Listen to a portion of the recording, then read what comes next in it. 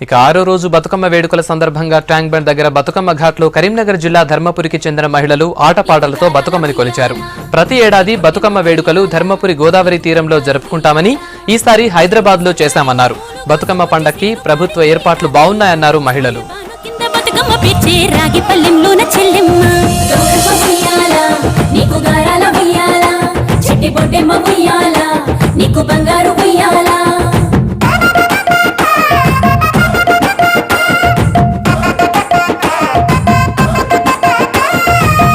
పిట్టల గుంపు చూడు ఓ రాస గుమ్మడి కాముడట పాట పాడే ఓ రాస గుమ్మడి పసి పాప పాదం చూడు ఓ రాస గుమ్మడి పాట వింటూ ఆడబట్టే ఓ రాస గుమ్మడి డప్పు మోత మోగుతుంటే ఓ రాస గుమ్మడి జానపదం యాదికొచ్చే ఓ రాస గుమ్మడి జానేడంతా పోరాగాడు ఓ రాస గుమ్మడి బతుకమ్మ నెత్తినాడే ఓ రాస గుమ్మడి మూడు కాళ్ళ ముసాలొళ్ళు ఓ రాస గుమ్మడి ముందు నడిసి తవ్వాదిసే ఓ రాస గుమ్మడి గుర్రు నాగలి గుంటుక పండుగ చూసి నవ్వుతున్నాయి.